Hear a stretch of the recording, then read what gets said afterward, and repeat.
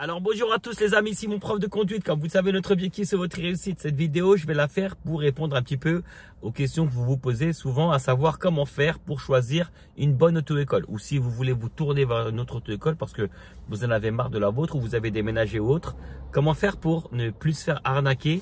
Et parce qu'il faut le dire, hein, il y a des arnaques dans tous les domaines, y compris dans le monde auto-école. Il peut y avoir des arnaques dans les ventes de voitures, des arnaques dans les assurances, des arnaques dans le monde auto-école, malheureusement, c'est pareil. Il y a des bons et des mauvais dans chaque métier. Et pour plus se faire arnaquer, pour ne pas se faire arnaquer et tomber sur une bonne auto-école, la première des choses déjà, c'est essayer de regarder les avis, d'accord? Les avis auto-école. Vous avez plusieurs avis sur Internet. Vous pouvez regarder un petit peu ce que les gens disent de cette auto-école.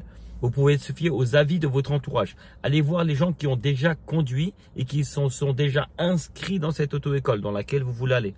Allez leur parler, demandez-leur des questions, comment ça s'est passé, qu'est-ce qui leur a plu, qu'est-ce qui leur a pas plu, quels étaient les tarifs et ainsi de suite. Regardez un petit peu les tarifs. Pour pas se faire arnaquer, vous avez des tarifs alléchants dans les formules. Vous avez des formules à 20 leçons pour la boîte manuelle et 13 leçons pour la boîte automatique. On va vous mettre des tarifs très attractifs. Ça, c'est pour attirer les gens. D'accord? Mais les tarifs, quand ils sont bas, quelquefois, 20 leçons ne suffit pas, 13 leçons ne suffit pas. Du coup, vous êtes obligé de payer des leçons à l'unité. Et le plus important dans une auto-école, c'est pas de regarder la formule. Le plus important, c'est de regarder le tarif à l'unité. Combien coûte une leçon de conduite? Demandez toujours à l'auto-école combien ça coûte une leçon de conduite. D'accord?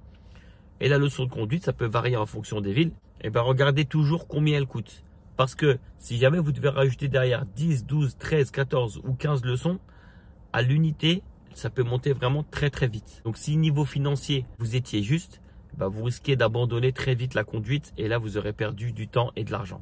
N'oubliez jamais que vous devez avoir un contrat. Il y a beaucoup d'auto-écoles qui ne donnent pas de contrat. Donc quand vous allez parler aux gens qui ont été dans les auto-écoles, qui ont été dans l'auto-école dans laquelle vous voulez vous inscrire, demandez-leur voilà comment ça s'est passé, est-ce qu'ils t'ont donné un contrat et lisez un petit peu ce qu'il y a dans le contrat. Regardez aussi un petit peu le taux de réussite qu'ils ont, d'accord? Essayez de demander un petit peu comment ils sont les moniteurs.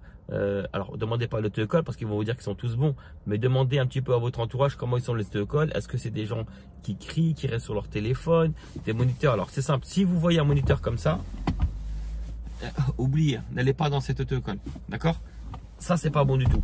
Est-ce que c'est un moniteur qui vous fait des cours?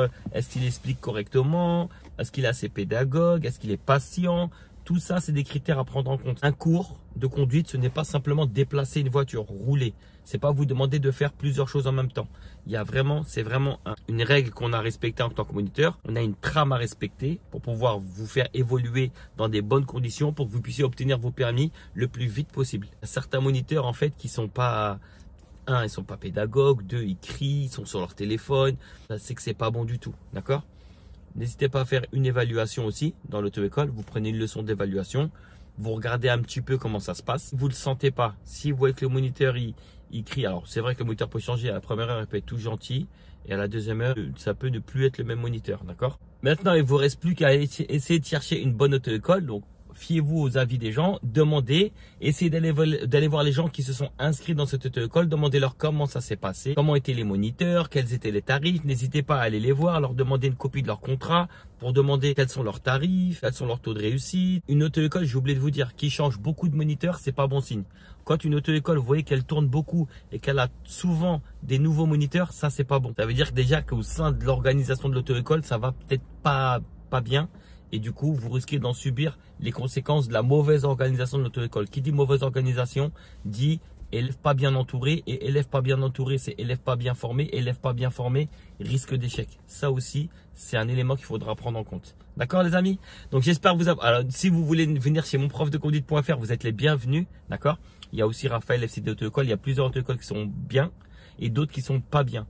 Moi, je dis pas que toutes les auto-écoles sont pas bien. Je dis que les auto-écoles, il y en a des biens, il y en a des pas bien. Je veux juste que les pas bien n'existent plus et qu'on fait en sorte de tous avancer en ayant des auto-écoles qui sont bien. D'accord les amis? Bon courage. N'hésitez pas à liker la vidéo. Alors si vous voulez aussi évoluer dans votre conduite, on fait plein de vidéos explicatives, TikTok, Snapchat, YouTube, Instagram. N'hésitez pas à nous poser plein de questions. On va répondre à toutes vos questions. On va essayer de vous apporter les meilleures réponses possibles. D'accord? Bon courage à tous les amis.